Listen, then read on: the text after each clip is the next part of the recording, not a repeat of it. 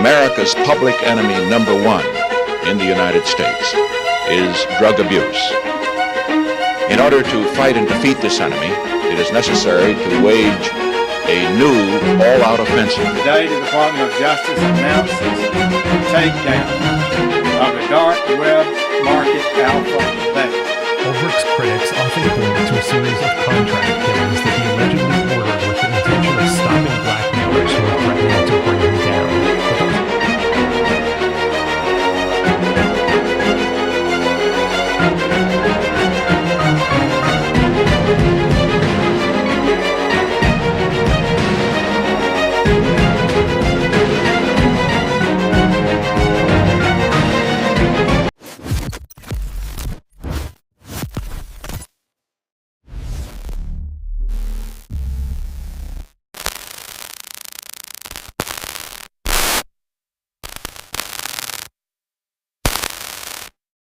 Right now, while you are watching this video, there exists another internet. An internet you cannot see. An internet Google will never show you. An internet where laws struggle and identities disappear. Most people believe the internet is what they see every day. Social media, websites, apps, and videos. But this visible internet is just the surface. Beneath it lies something far bigger, far deeper, and far more dangerous. This is not a conspiracy theory. This is not a myth. This is real. Entire drug empires were built here. Weapons were sold like groceries. Hackers traded identities like currency. And some crimes were too dark to even name. Governments tried to stop it. Some succeeded. Many failed. What kind of people use this hidden world? Criminals? Hackers? Terrorists? Or ordinary people, journalists, activists, whistleblowers, trying to survive under oppressive regimes? The dark web is not purely evil, and that is what makes it terrifying. To understand the dark web, we must first understand why it was created. This story does not begin with criminals. It begins with fear and the human need for privacy. The dark web did not begin as a criminal invention. It was not created by hackers, nor by criminals, nor by underground groups. It was created by a government. A project designed to protect secrets ended up hiding the world's darkest crimes. To understand how the dark web became what it is today, we must go back to the moment it was born.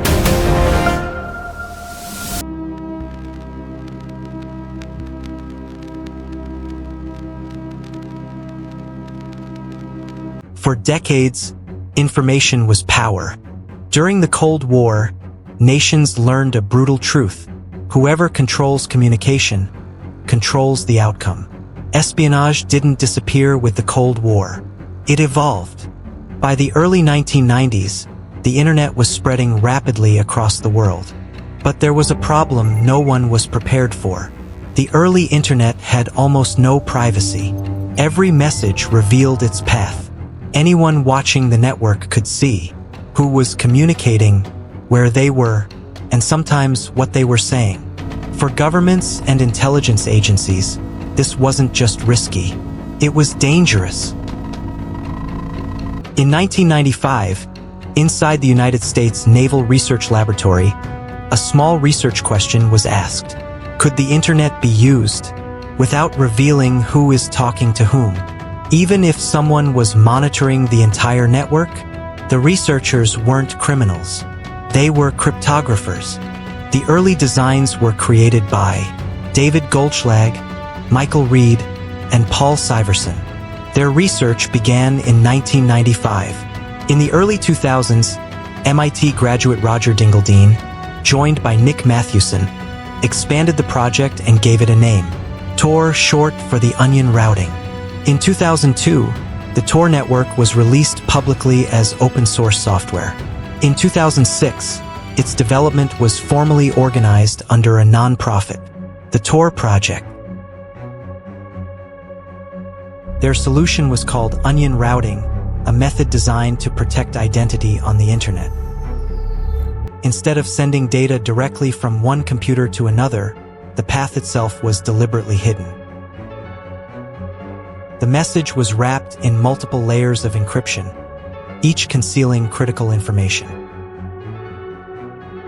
As the data moved forward, each server along the route removed only a single layer.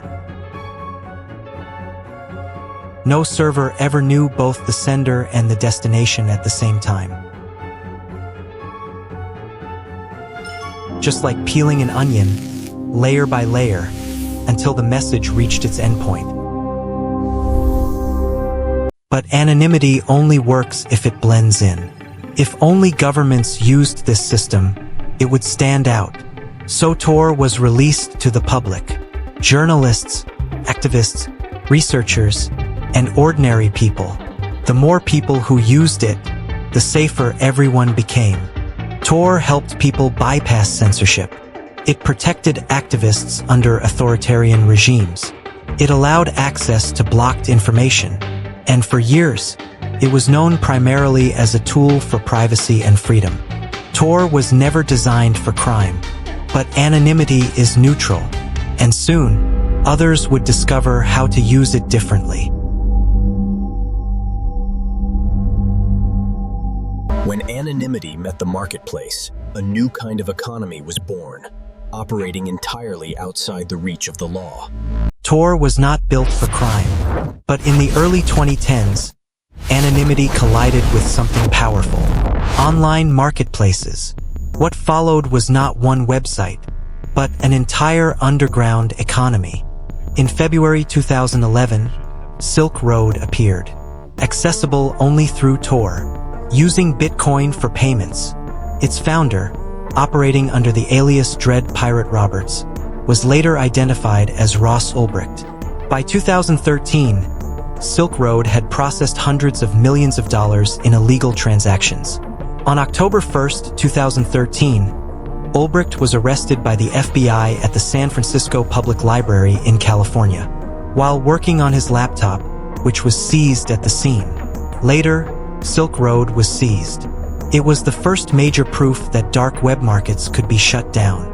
Instead of stopping the dark web, Silk Road's shutdown triggered an explosion. New marketplaces learned from its mistakes. They improved security. They diversified leadership. And they spread risk. Just weeks after the original shutdown, Silk Road 2.0 emerged. It attempted to rebuild the original model. But in November 2014, international law enforcement shut it down. Its administrator, Blake Benthall, was arrested.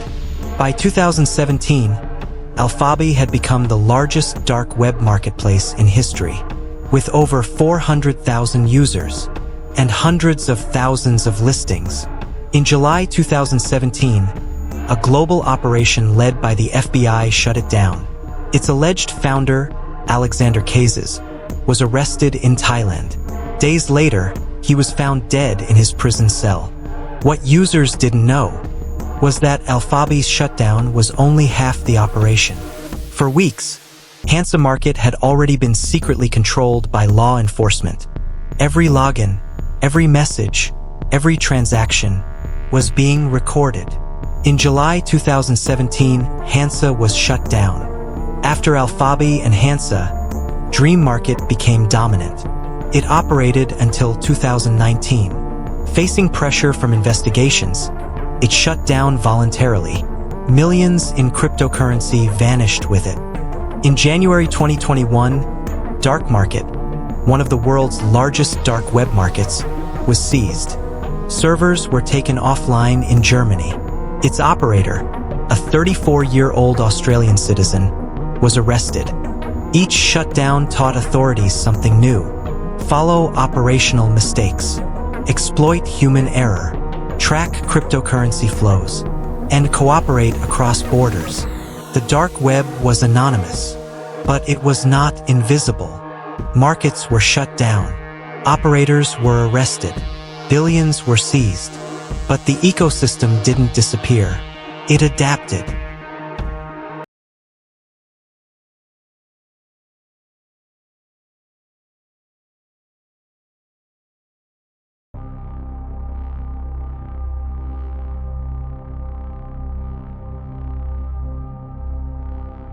After the shutdowns and arrests, many believed the dark web was finished. It wasn't. It simply became quieter. Today, the dark web is no longer defined by massive marketplaces. It exists as small, fragmented networks, used by journalists and activists, and by criminals for the same reason. Anonymity doesn't judge. Illegal activity still exists. Drugs, fraud, malware. But without a single center, without a Silk Road, cryptocurrency allows these markets to survive. And privacy coins make them harder to trace.